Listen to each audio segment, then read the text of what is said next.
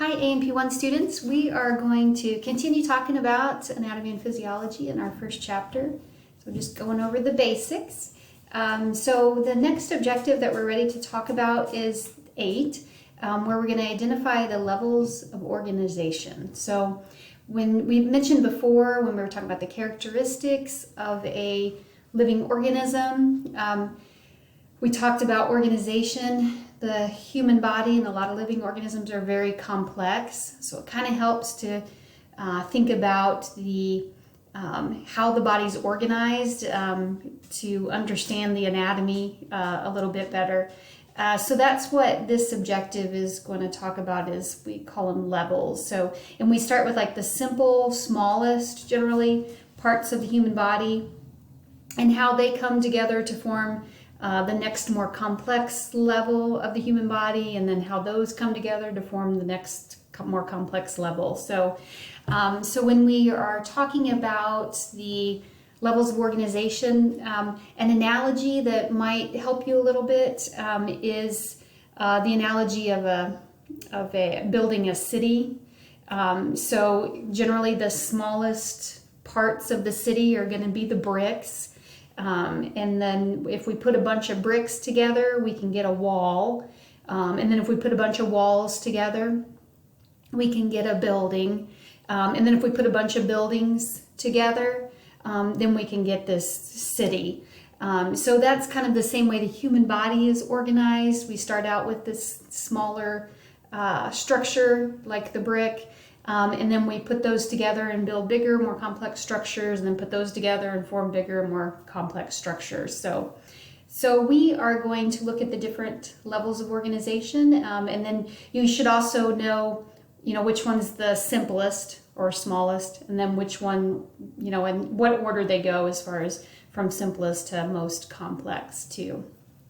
All right, so I'm going to go to our textbook here. And they have this nice little picture showing or representing the levels of organization of the human body. So the first level that we're going to talk about is called the chemical level. Let's see if I can make this a little bit bigger. There we go. So it's called the chemical level. So this is going to include a few components for the chemical level. I'm going to start with the very, very smallest components of the chemical level, and that's the atoms and then the molecules. So when we say an atom, what we're talking about are those, generally atoms are going to be also called elements too. But there are things like oxygen, carbon, nitrogen, calcium, sodium, potassium. Those are all iron. Those are all examples of what we mean when we say an atom. And we'll talk more about specifics of the atoms when we get to chapter 2. So those are the atoms.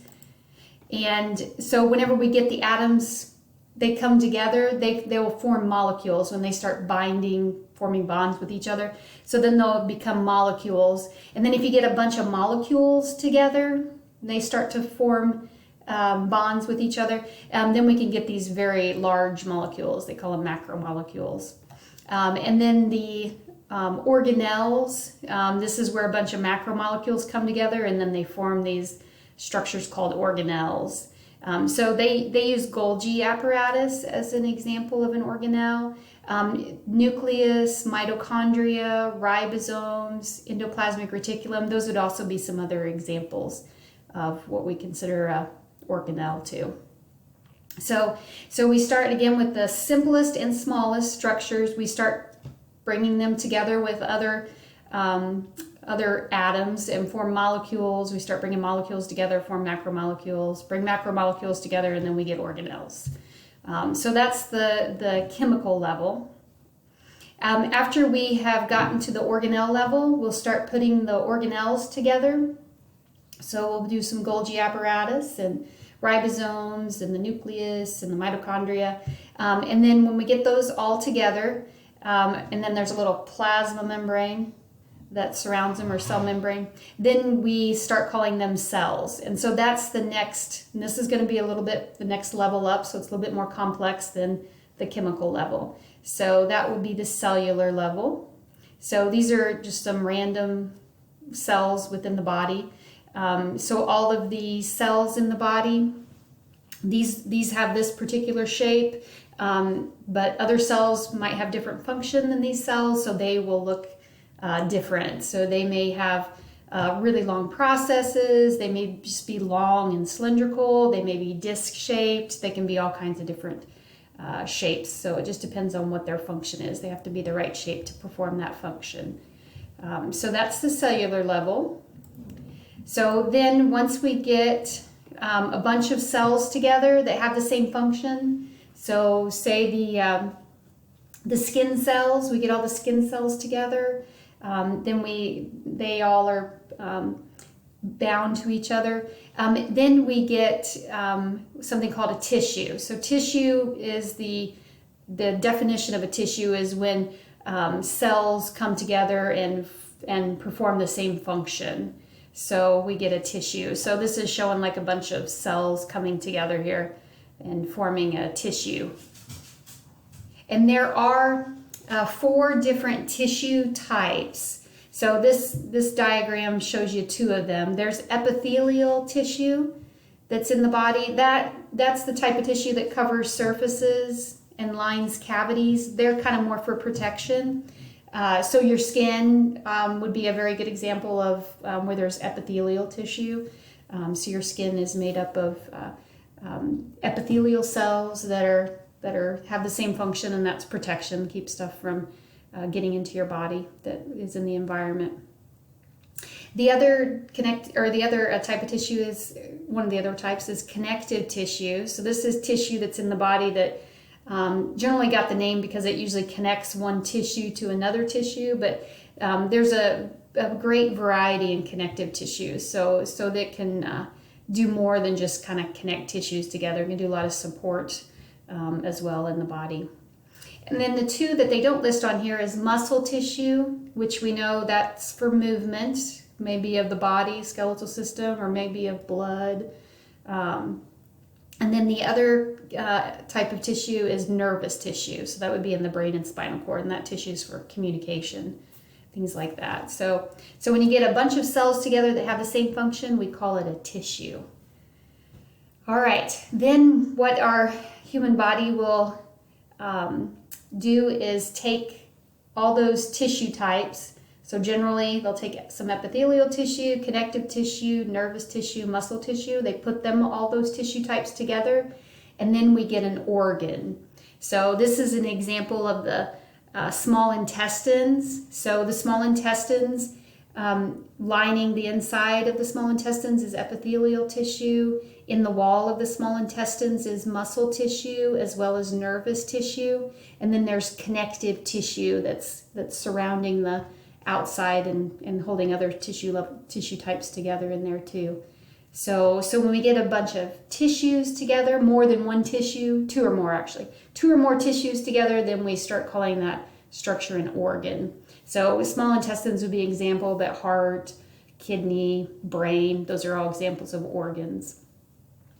And then when we put a bunch of organs together that have the same or similar role or kind of purpose, then we call all those organs together a system. So in this case, if we're talking about the small intestines, if we think about the small intestines, the large intestines, the stomach, the esophagus, the liver, the gallbladder, the pancreas, when we start thinking about all those, they all have a role in digesting our food and excreting waste. So then we would call all of these all of those organs working together, kind of with a similar purpose. Call it a system, and in this case, it'd be digestive system. But another example would be like the heart and the blood vessels and the blood. That would all be part of the cardiovascular system. And again, they have kind of the same role or function, and that's to get the blood pumped into the various parts of the body. So, and then if you put all the systems together, so put the digestive system together with the cardiovascular system, with the nervous system, with the urinary system, with skeletal or with the muscle system, skeletal muscle system. Then you get, I don't know why I said skeletal muscle system, scratch that. Then you will get, put all those organ systems together, then you get the organism, and that's what we are. So obviously we're the most complex. So this went from least complex to most complex. So that's how the human body is organized. So it's good to understand how that works. And we will spend time obviously talking about the gross anatomy and talking about these organs and their anatomy and functions. But a lot of times when we talk about their anatomy and functions, we have to think about, because it's really the cells that are performing the functions. And so we usually go back to the cellular level. And then a lot of times it's the molecules that are in those cells that are doing the function. So we will spend a lot of time in physiology kind of focusing on these microscopic parts of the body, so the more simple ones. But you bring them all together, they form a very nice complex organism. So all right, so that's the video on our levels of organization. There was on the objectives examples for each, so that just means that you should be familiar with an example of an organelle. So if I say ribosome, what level of organization is that? And you would say it's the chemical level. Or if I say the small intestines, what level of organization? You would say the organ level. So be familiar with examples of those as well. Okay, thank you.